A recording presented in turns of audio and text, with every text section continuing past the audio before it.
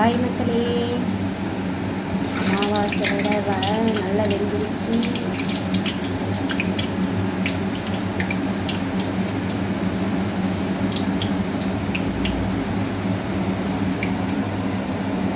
எடுத்துட்டோம். இப்போ ஃப்ரெஷ்ஷாக வந்து போட்டுடலாமா?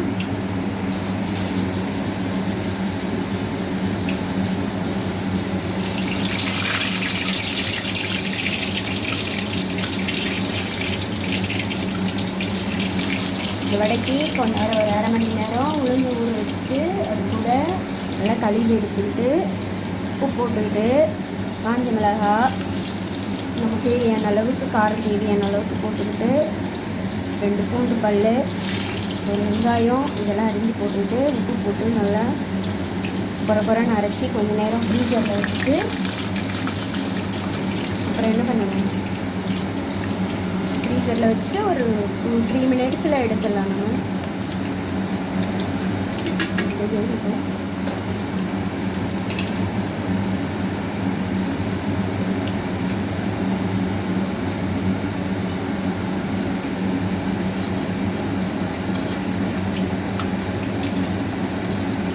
ப்ரௌன் கலரில் வருது பாருங்கள், சாஃப்டாகவும் இருக்குது பாருங்கள். முதல்ல எடுத்தது நான் உங்களுக்கு காட்டட்டுமா?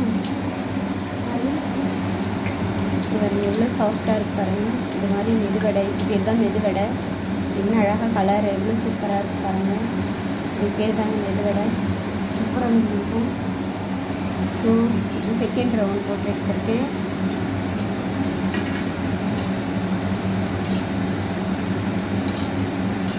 இது பேர் தான். இதில் அதை சேர்க்கணும், இதை சேர்க்கணும், இந்த மாவு சேர்க்கணும், அந்த மாவு சேர்க்கணும். இல்லை மெதுவடைனா சாஃப்டாக இருக்கணும், நல்லா வெந்திருக்கணும். சரிங்களா? இப்படி திருப்பி விடணுங்க. நம்ம இந்த மாதிரி கரண்டி வச்சுட்டு இதை இப்படி அமைக்கி விட்டோம்னா நல்ல மேலே வரும். பூரி எப்படி அமைக்கி விடுறோமோ அதே போல் தான். ஸோ இது நல்லா ப்ரௌனிஷாக ஒரு கலர் வந்தால் தான் இதை சாப்பிட்றதுக்கே நல்லாயிருக்கும். அது பார்க்குறதுக்கும் ஒரு நல்ல ஒரு கலராக இருக்கும். ரொம்ப வந்து லெமன் எல்லோவாக அந்த கலரில் எடுத்தோம்னா, டேன் கலரில் எடுத்தோம்னா அவ்வளோ வந்துட்டு உள்ள வர வெந்தும் இருக்காது. அதே சமயத்தில் சாப்பிட்றதுக்கு வெந்துச்சோ வேகலையோ அப்படின்ற மாதிரி இருக்கும். ஸோ அடுத்த ரவுண்ட் போட்டுருவோம்.